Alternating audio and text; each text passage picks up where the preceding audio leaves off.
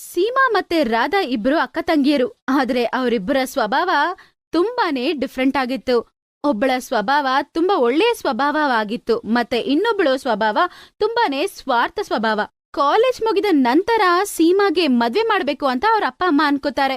ಯಾಕಂದ್ರೆ ಸೀಮಾನೇ ಮನೆಯಲ್ಲಿ ದೊಡ್ಡ ಹುಡುಗಿ ಆಗಿದ್ಲು. ಅದಕ್ಕೆ ಒಂದಿನ ಮನೆಯಲ್ಲಿ ಸೀಮಾ ಮತ್ತೆ ರಾಧಾ ಅವ್ರ ಅಪ್ಪ ಅಮ್ಮ ಹತ್ರ ಹೋಗ್ತಾರೆ. ಸೀಮಾ, ನಿನಿಗೋಸ್ಕರ ನಾನು ಒಂದು ಹುಡುಗ ಹುಡುಕಿದ್ದೀನಿ. ನೋಡಮ್ಮ, ಇದವನ ಫೋಟೋ. ಅಪ್ಪ, ಹುಡ್ಗ ಎಷ್ಟು ಓದಿದಾನೆ, ಏನ್ ಮಾಡ್ತಿದ್ದಾನೆ ಅಂತ ಹೇಳಿ ಅಪ್ಪ. ಓದ್ದೇ ಇರೋರು ಮತ್ತೆ ಬಡವರು ಈ ತರ ಅವ್ರನ್ನೆಲ್ಲ ಮದ್ವೆ ಮಾಡ್ಕೊಂಡ್ ಮತ್ತೆ ನನ್ ಕಷ್ಟ ಪಡಕ್ ಆಗೋದಿಲ್ಲ ಅಪ್ಪ, ಅದಕ್ಕೆ ಕೇಳ್ತಿದ್ದೀನಿ. ಅರೆ ಮಗಳೇ, ಅವನು ಬ್ಯಾಂಕಲ್ಲಿ ಕೆಲಸ ಮಾಡೋದು. ಒಳ್ಳೆ ಮನೆತನದ ಹುಡುಗ ಅವನು. ದುಡ್ಡಿನ ಬಗ್ಗೆ ಅವನಿಗೆ ಸಮಸ್ಯೆ ಇಲ್ಲ. ಹಾಗಾದ್ರೆ ಸರಿಯಪ್ಪ, ನಾನು ಮದ್ವೆ ಮಾಡ್ಕೋತೀನಿ. ಸರಿಯಾದ ಸಮಯಕ್ಕೆ ಸೀಮಾಗೆ ತುಂಬಾ ಧೂಮ್ ಧಾಮ್ ಆಗಿ ಮದ್ವೆ ನಡೆಯುತ್ತೆ. ಅವಳು ದೊಡ್ಡ ಹುಡುಗಿ ಆಗಿದ್ಲು. ಅವಳಿಗೆ ಏನು ಕಡಿಮೆ ಇಲ್ದೆ ಅವಳಿಗೆ ಚೆನ್ನಾಗಿ ಮದ್ವೆ ಮಾಡ್ತಾರೆ. ಅವರ ಶಕ್ತಿಗಿಂತ ಜಾಸ್ತಿನೇ ಖರ್ಚು ಮಾಡಿ ಮದ್ವೆ ಮಾಡ್ತಾರೆ. ಅದ್ರಿಂದ ಅವ್ರಿಗೆ ಫೈನಾನ್ಷಿಯಲ್ ಆಗಿ ಸ್ವಲ್ಪ ಟೈಟ್ ಆಗಿತ್ತು. ಸ್ವಲ್ಪ ದಿನದ ನಂತರ ರಾಧಾಗೂ ಮದ್ವೆ ವಯಸ್ಸು ಬಂದ್ಬಿಡುತ್ತೆ. ಆಗ ನೋಡಿ, ನಾನು ರಾಧನ್ಗೋಸ್ಕರನು ಒಬ್ಬ ಹುಡುಗನ್ನ ಹುಡುಕಿದ್ದೀನಿ. ಇವರು ಸೀಮಾನ್ ಮನೆಯವರಷ್ಟು ದುಡ್ಡನವರಲ್ಲ, ಆದ್ರೆ ಸಿಟಿಲ್ ಅವ್ರ ಮನೆ ಮತ್ತೆ ಅಂಗಡಿ ಇದೆ ಅವರಿಗೆ. ಆದ್ರೆ ನಮ್ ರಾಧಾ ಸಂತೋಷವಾಗಿರ್ತಾಳಲ್ವಾ ರೀ? ಹಾ, ಯಾಕಿಲ್ಲ. ಆದ್ರೆ ನನಗೂ ಮನ್ಸಿತ್ತು, ಸೀಮಾನ್ ಮದುವೆ ತರಾನೇ ರಾಧಾನ್ ಮದುವೆನು ಧೂಮ್ಧಾಮ್ ಆಗಿ ಮಾಡ್ಬೇಕಿತ್ತು. ಆದ್ರೆ ದುಡ್ಡಿನ ಸಮಸ್ಯೆ ಇದೆ ಈಗ. ಎಷ್ಟೋ ದೊಡ್ಡ ದೊಡ್ಡ ಮನೆಯಲ್ಲಿ ನೋಡ್ದೆ ಅವಳಿಗೆ ಹುಡುಗ, ಆದ್ರೆ ದುಡ್ಡಿನ ವಿಷಯದಲ್ಲಿ ಮುಂದೆನೆ ಹೋಗಿಲ್ಲ. ಆಗ ರಾಧಾ ಅವ್ರ ಅಪ್ಪ ಅಮ್ಮ ಮಾತಾಡ್ಕೋತಿರೋದನ್ನ ಕೇಳಿ ಅಲ್ಲಿಗೆ ಹೋಗಿ ಅವ್ರ ಅಪ್ಪ ಅಮ್ಮ ಹತ್ರ ಹೀಗಂತಾಳೆ. ಅಪ್ಪ ಅಮ್ಮ, ಏನ್ ಚಿಂತೆ ಮಾಡ್ಬೇಡಿ. ನೀವು ಯಾರನ್ ಮದ್ವೆ ಮಾಡ್ಕೊಳಕ್ ಹೇಳ್ತೀರೋ ನಾನು ಖಂಡಿತವಾಗ್ಲೂ ಅವರನ್ನೇ ಮಾಡ್ಕೋತೀನಿ, ಸರಿನಾ? ನೀವೇನು ಚಿಂತೆ ಮಾಡ್ಬೇಡಿ. ರಾಧವಿನ ಮಾತ್ ಕೇಳಿ ಅವ್ರ ಅಪ್ಪ ಅಮ್ಮ ತುಂಬಾನೇ ಸಂತೋಷ ಪಡ್ತಾರೆ. ಮತ್ತೆ ಅವಳ ಮದ್ವೆನೂ ಆಗುತ್ತೆ. ರಾಧನ ಮದ್ವೆನ ಸಿಂಪಲ್ ಆಗಿ ಮುಗಿಸ್ಬಿಡ್ತಾರೆ. ರಾಧೆಯ ಅತ್ತೆ ಮನೆಯಲ್ಲಿ ಅವಳಿಗೆ ತುಂಬಾ ರೆಸ್ಪಾನ್ಸಿಬಿಲಿಟೀಸ್. ಮದ್ವೆ ಆದ್ಮೇಲೆ ಅತ್ತೆನ ನೋಡ್ಕೋಬೇಕು, ಮನೆ ಕೆಲ್ಸ ಮಾಡ್ಬೇಕು, ಅಡಿಗೆ ಮಾಡ್ಬೇಕು ಅಂತ ಅವಳಿಗೆ ಪಾಪ ತುಂಬಾ ಕೆಲ್ಸ ಇರ್ತಿತ್ತು.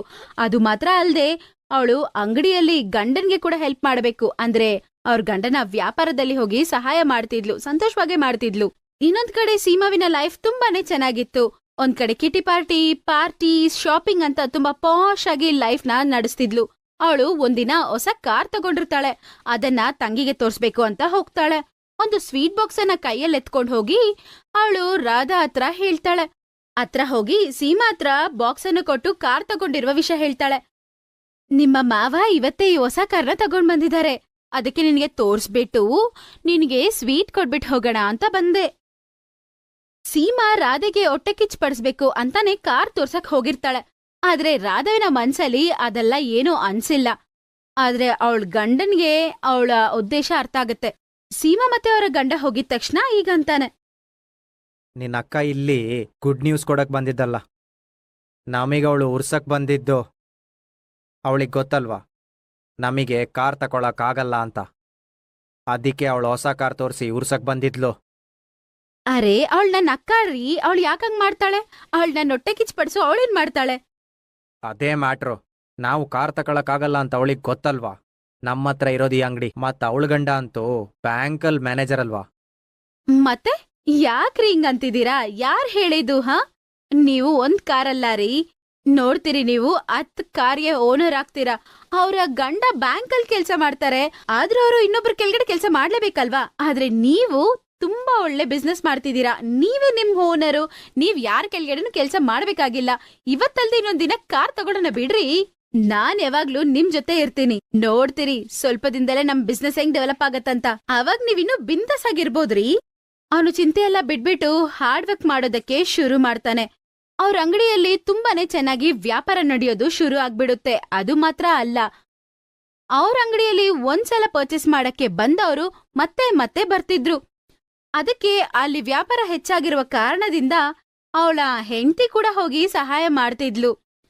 ಮತ್ತೆ ಒಂದಿನ ಅವರಿಬ್ರು ಡಿಸ್ಕಸ್ ಮಾಡಿ ಅದೇ ಊರಲ್ಲಿ ಹೋಲ್ಸೇಲಲ್ಲಿ ಯಾಕೆ ನಾವು ಸಾಮಗ್ರಿಗಳನ್ನ ತಗೋಬೇಕು ಹಂಗಂತ ಯೋಚನೆ ಮಾಡಿ ಬೇರೆ ಎಲ್ಲಾದ್ರೂ ಹೋಲ್ಸೇಲಲ್ಲಿ ತಗೊಳ್ಳೋಣ ಅಂತ ಅವರು ಡಿಸೈಡ್ ಮಾಡ್ತಾರೆ.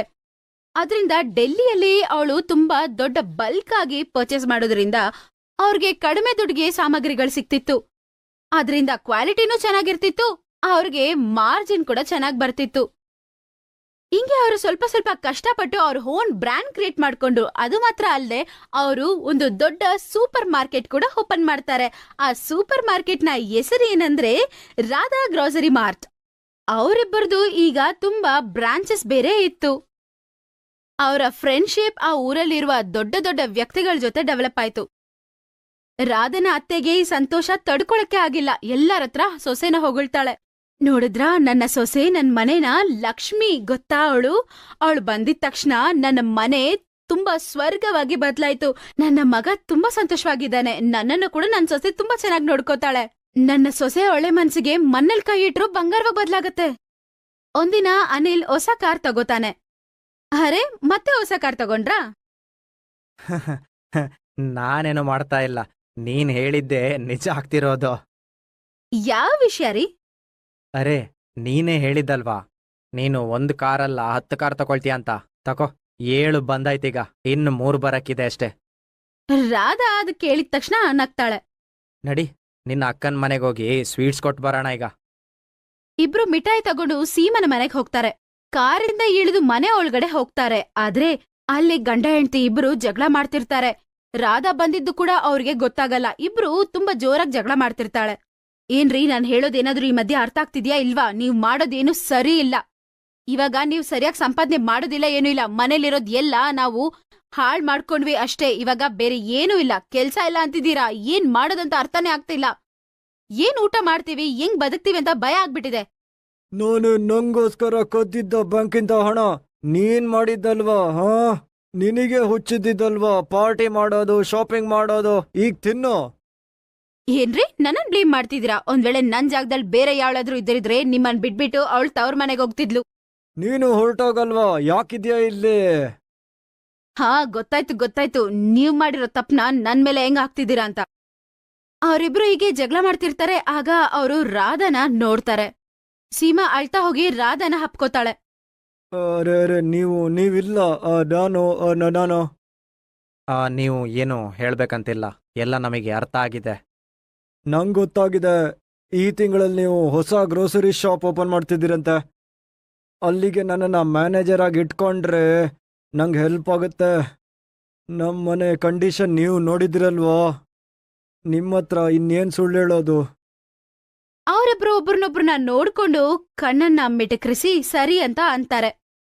ಈಗ ಸೀಮನ ಸ್ವಾರ್ಥ ಬುದ್ಧಿ ಚೂರ್ಚೂರಾಗ್ಬಿಡ್ತು. ಒಂದು ಸಮಯದಲ್ಲಿ ಅವಳು ಯಾರತ್ರ ಅವಳ ಗರ್ವವನ್ನು ತೋರ್ಸಿದ್ಲೋ ಅವಳೇ ಇವಾಗ ಇವಳಿಗೆ ಸಹಾಯ ಮಾಡ್ತಿದ್ದಾಳೆ.